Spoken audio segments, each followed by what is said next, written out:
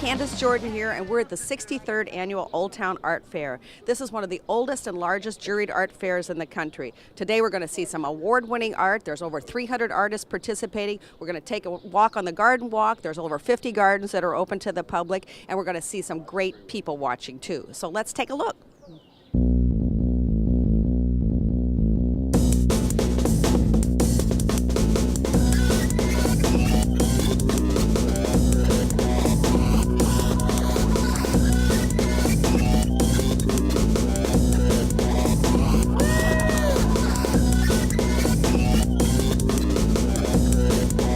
Well, I'm here with Dan Baldwin. Not only is he a neighbor, but he's one of the chairs of the Old Town Art Fair and also a very long-time resident. Dan, how long have you lived in Old Town? For 30 years. So you know a little bit about the area. Yeah. Tell me about the art fair this year. Well, the weather's been great. We sold a lot of beer. We have a lot of good bands. It's been a really fun art fair. And it's one of the largest and oldest juried art fairs in the country, right? Yes, and it's all fine art. There's no macrame or tie-dye at this fest. Well, here I am. I'm with the owners of one of the most charming homes in Old Town, and the little yellow house is absolutely famous, and everybody loves it. So when did you move into this house? And tell me a little history about it. So I heard it was a whorehouse. Okay, wow. But it wasn't so profitable, so we had to switch our means. Yeah, we had to change our business.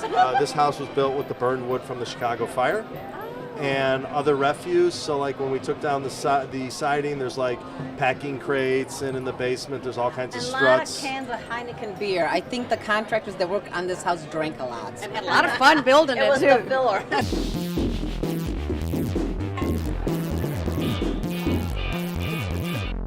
This is actually a whole installation art piece, which is unusual for art fairs because usually people have booths with artwork in it.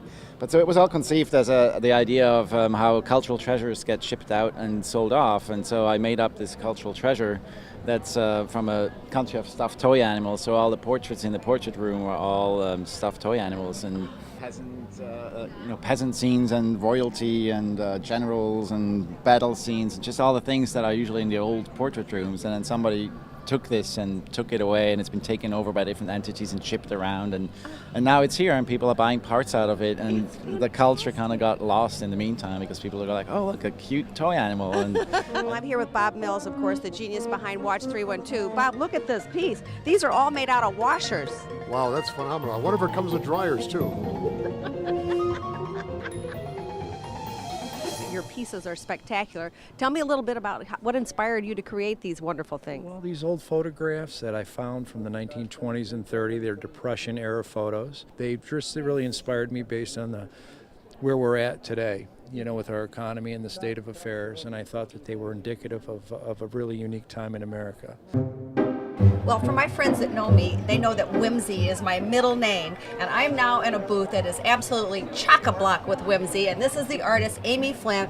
Amy, these are the most magical little creations, and I saw you here last year, and I absolutely loved and adored your pieces. Tell me a little bit about your inspiration for these. Well, I've always been fascinated by robots, and I love flea markets, so eventually the two things came together.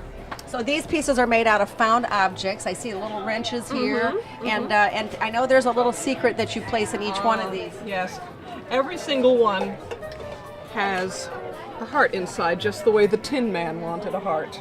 But he's made from a T-tin, a screen door closer, pressure gauge, the fins from an old vegetable steamer, faucet handles, hose fittings, a little bit of jewelry. I call these Phobot, short for Found Object Robots, and the site is iphobot.com. These are all in the roughly $400 range. I've got two really spectacular pieces like the Rocket Man. Oh, let's look at the Rocket Man. Major Tom, whose body is an old hair dryer. And the rocket is an old hair dryer. The body is a camera, and the head for opera glasses. Tell me how you came up with an idea like this. They're so creative. Originally, 23 years ago, I was just fooling around with some steel wire, and I made a little sphere, and then I made an egg and bigger things, and eventually got to the figures. Yeah. And what are the prices? What do they range in? A figure this size is around $2,900 for a standard figure, and a little bit more for the colored ones. Well, this one actually has lights in it. Has 100 LED lights in it. So hopefully if I do the show again next year, I will have an area where it's dark and you have to go through a door, and I'll have electrical lighted pieces. Ooh, we'll be back then.